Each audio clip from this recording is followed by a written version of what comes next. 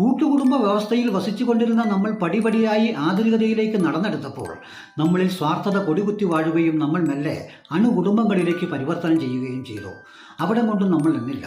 നമ്മുടെ മക്കൾ നമ്മളെയും ഉപേക്ഷിച്ച് കേവല സുഖം തേടി അന്യനാടുകളിലേക്ക് പറക്കാൻ തുടങ്ങി. ആ പോകുന്ന പോക്കിൽ അവർ 2-3 തീരുമാനങ്ങളെടുത്തു. ഇനി വിവാഹം വേണ്ട, കുട്ടികൾ വേണ്ട, ഇഷ്ടമുള്ള പങ്കാളിയെ കണ്ടെത്തി ലിവിംഗ് ടുഗറായി പറന്നു നടന്ന് ജീവിക്കാമെന്ന്. അതിനാൽ കുട്ടികളോടോ മാതാപിതാക്കളോടോ അവർക്ക് പ്രത്യേക മമതയില്ലാതായി.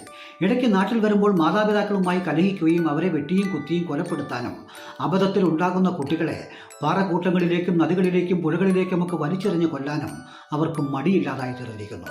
നമ്മുടെ യുവതകൾ ഇനി എങ്ങോട്ടാണ്? പറക്കാൻ ഇടമില്ലാതെ അലയുകയാണ്. ബഹിരാകാശത്തേക്ക് പോകാൻ എളുപ്പമില്ലാത്തത് കൊണ്ട് പക്ഷേ അണുകുടുംബങ്ങളിലേക്കും അവിടെ നിന്ന് തിരിച്ച് കൂട്ടുകുടുംബങ്ങളിലേക്കും എത്തുമുള്ള പ്രതീക്ഷയിലാണ് ലോകം ഉറ്റുനോക്കുന്നത്. ലോകം മെല്ലെ സഞ്ചരിക്കുകയാണ് ഈ പ്രതീക്ഷയോടെ.